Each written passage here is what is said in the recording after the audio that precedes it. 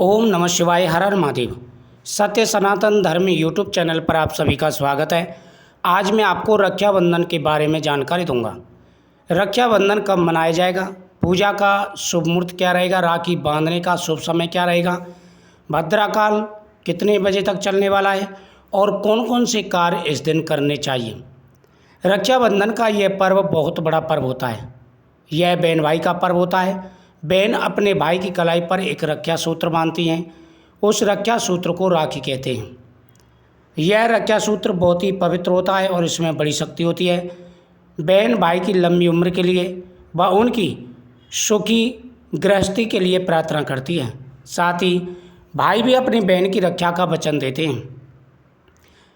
यह रक्षा सूत्र बहुत ही शक्तिशाली होता है, लेकिन बहन जब राखी बांधे तो कुछ बातों का ध्यान रखना चाहिए।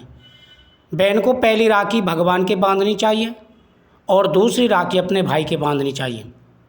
राखी का जो थाल सजाएं उसमें 5 चीज़ें रखें। एक जल का लोटा भर के रखें। चावल साबुत होने चाहिए, टूटे हुए नहीं होने चाहिए। उसमें आप राखी रखें और राखी के साथ साथ कुमकुम और हल्दी का बड़ा महत्व होता है। ये चीज़ें ज़रूर रखें। उसके साथ साथ मीठा रखें। पहले वो थाल भगवान के सामने रखें, पहली राखी भगवान को बांधें और जो राखी आप भाई के बांधने वाली हैं उस राखी पर भगवान का लगाया हुआ चंदन जरूर लगाएं। बड़ा महत्व होता है। बात करते हैं रक्षाबंधन कब का रहने वाला है। रक्षाबंधन का यह पर्व सावन मास की पूर्णमासी को मनाया जाता है। 8 तारीख को दोपहर को 2:13 से पूर्णमासी प्रारंभ होगी। 9 तारीख को दोपहर को 1:24 तक रहने वाली है। सूर्योदय के हिसाब से यह पर्व 9 तारीख का रहने वाला है। सत्यनारायण भगवान की कथा आप 8 और 9 दोनों दिन कर सकते हैं।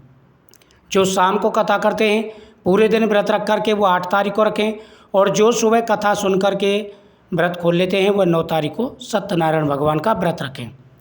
लेकिन पूर्णमासी मेन रूप से जो रक्षाबंधन है वो 9 अगस्त का ही मनाया जाएगा।